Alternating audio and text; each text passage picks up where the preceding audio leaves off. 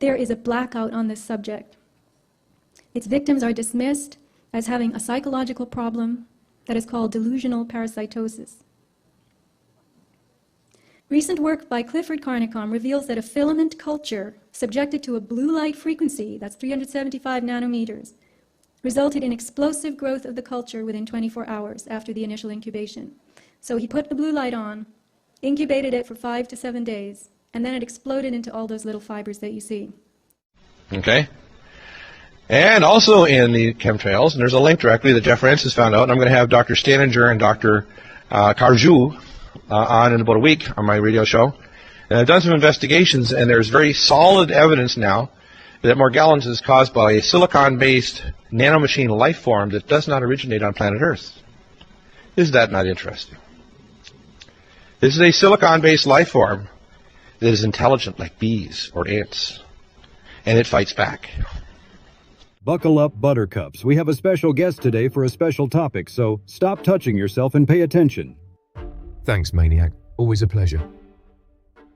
G'day, mates. Allow me to introduce myself. They call me Outback Jack, but don't let the name fool you. I have a PhD in medicine from the School of Hard Knocks, and I don't want to hear any wisecracks about the rifle. Her name is Betsy, and yes, I sleep with her. I lost my hand in Inner Earth tracking a dino, and instead of a hook, I figured, why not upgrade with some style?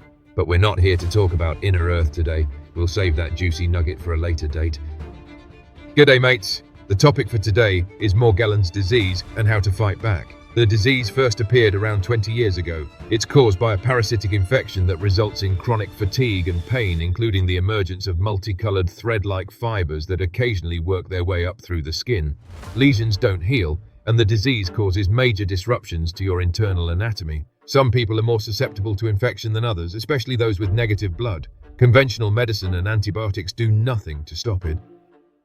The reason Earth-based medicine does nothing is because it's not from around here. It's silicon-based. And because all life on Earth is carbon-based, trying to treat this little bugger is one hell of a problem. It self-replicates like bacteria. There is also speculation it has hive consciousness, like wasps or ants. Similar to extremophiles, Morgellons can withstand extreme variations in temperature, pressure, and acidity. And as it turns out, those charmers running the world governments are intentionally adding these critters in the chemtrails. Are you scared yet? There has been an intentional media blackout on this disease for over 20 years. Most people don't even know the disease exists. Worse yet, the poor people afflicted with these parasites are told they have a psychological disorder and prescribed dangerous psych meds. So, with the media prostitutes running cover for the Luciferian twats and the medical industry deliberately ignoring the situation, don't expect a public awareness campaign until it's too late. But don't fret too much, because Outback Jack is going to hook you up with some juicy intel that you won't hear from anyone else. Silicon-based life ain't as tough as you might think. Silicon isn't as versatile as carbon, and it does have vulnerabilities that can be exploited. Not many, but some. High alkalinity can break the silicone bonds. Alkaline levels, over 11, give Morgellons a real headache. Fluoride ions also easily break silicon bonds. Unfortunately, fluoride is also toxic to us, so you need to exercise extreme caution when dealing with these little buggers. You don't want to injure yourself. Morgellons doesn't seem to be overtly infectious, or else it would have overrun the planet by now. However, like bacteria, it can still be transmitted through blood or injections. Spores, if you can call them that, can be inhaled, which is why the cabal began adding them to the poison cocktail they've been spraying over us. All of this has been confirmed by whistleblowers, many of whom ended up dead, but don't take my word for it, jump down the rabbit hole and see for yourself.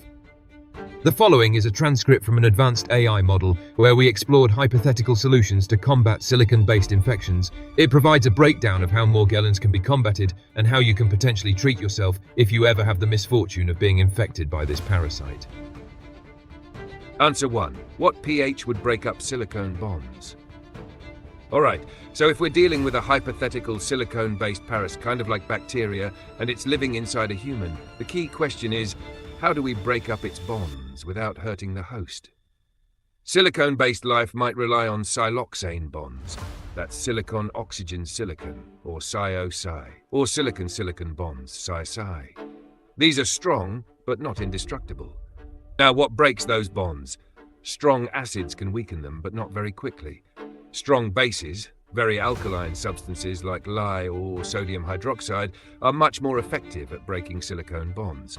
But here's the problem. Both strong acids and bases are dangerous to human tissue. They can cause serious burns or internal damage, so we can't use them directly. Instead, we'd look for something targeted that breaks silicone bonds but doesn't hurt human cells. The best options might be 1. Fluoride ions. These can attack silicon bonds directly, but in high doses fluoride is toxic, so we'd need a very controlled or localized delivery, like a cream or a pill that acts only in one part of the body. 2. Enzymes. We might be able to engineer an enzyme that digests silicon-based compounds, like how our enzymes digest proteins or sugars. These would work at body temperature and normal pH. 3. pH manipulation in small areas, like a topical treatment that raises or lowers the pH just enough to harm the parasite but not the person. 4. Nanotechnology. Tiny smart particles that seek out and destroy silicone bonds without harming nearby human tissue. So to sum it up, high alkalinity is best for breaking silicone bonds, but it's dangerous. The safest real-world approach would be to develop a targeted treatment, like a fluoride-based drug or a custom enzyme. Answer 2. Could you kill a silicone-based bacteria in a human host?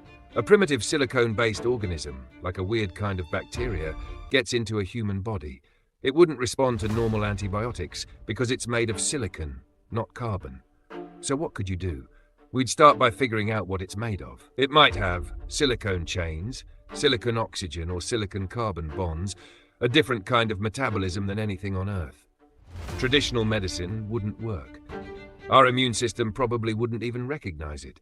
Instead, we could try fluoride ions, which can break down silicone structures, custom-made enzymes designed to digest silicon compounds, nanoparticles that search and destroy silicone life, or even changing the pH in small areas of the body to make it unstable for the organism.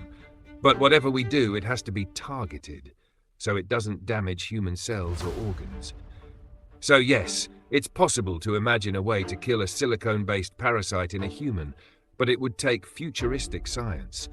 Targeted chemicals, smart nanotech, or synthetic enzymes designed just for that job.